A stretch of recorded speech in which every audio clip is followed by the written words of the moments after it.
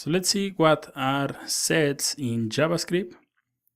A set is going to be, well, a set of values, but the main difference with an array or an object is going to be that a set cannot have duplicates. So let's create a set and let's see a small example. So let me add, for example, let shopping cart, and it's going to be equals to a new set. So this is going to create a set. Console log this shopping cart. Console log shopping cart. Save, and you can see we have set and it says 0. So in order to add something into the set, you have to use the name of the set, then a dot, add, and then you add the item. Let's say that we add a shirt right here. Now you can see we have set 1. We have only one item into the set. So let's say that we want to add a second item.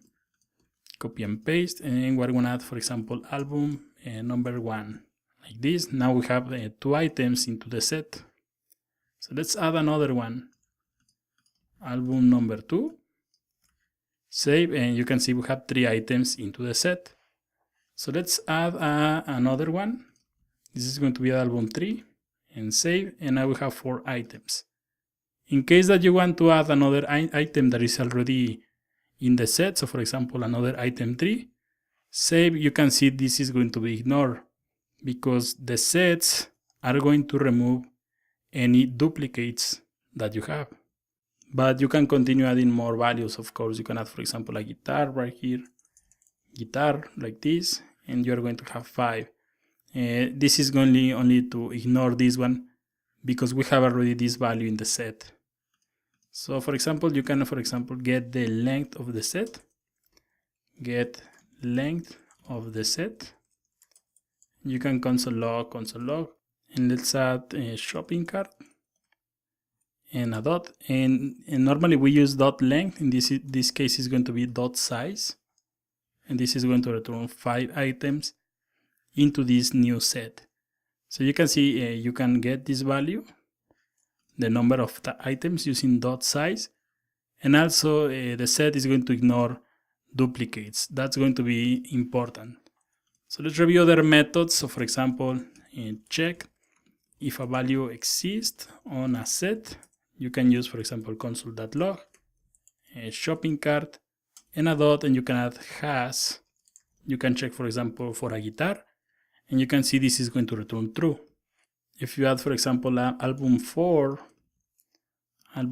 then this is going to return false because we don't have any of this album 4 into the shopping cart. So I'm gonna console log this at the end, and I'm gonna show you how to remove elements, remove from the set. So you're gonna use something like this, shopping cart and a dot, and then you're gonna use delete, and then you're gonna pass the name of the item that you want to remove. So for example, this guitar, and save this. You can see we have the guitar already here, so I'm gonna expand this. You can see we have guitar here, so save this, and this is going to return remove this item from the set. So you can see that these keywords also are really similar to local storage. So we can also clear the set. You can add, for example, a shopping cart dot clear, save this, and now you can see the set is empty. And we're gonna comment this and save this, and you can see we have only 4 items. So for example, you can use for each to iterate in a set.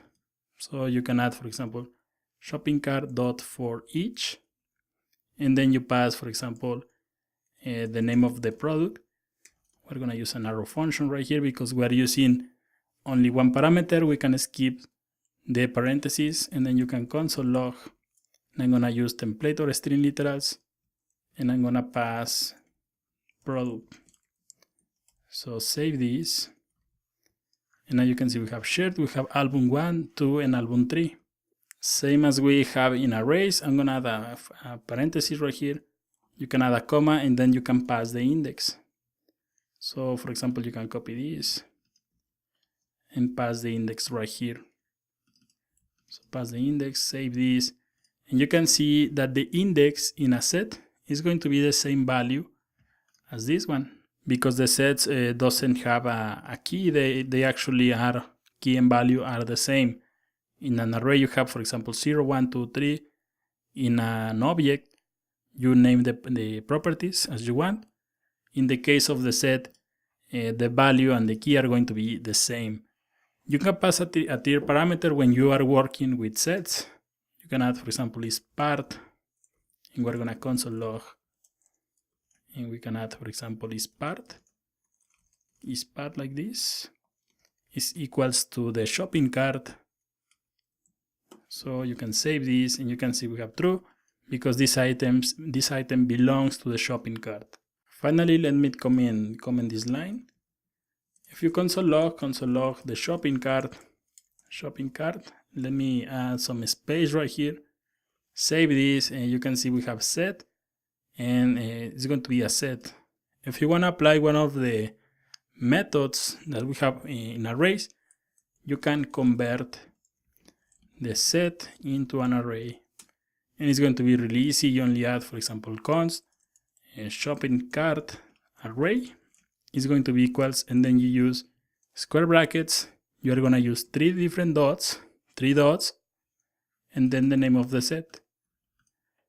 And for example, you can console log the shopping cart array in this case, and this is going to convert the set into an array. You can click here and you can see we have an array, and you can apply any of the methods that we have available with arrays.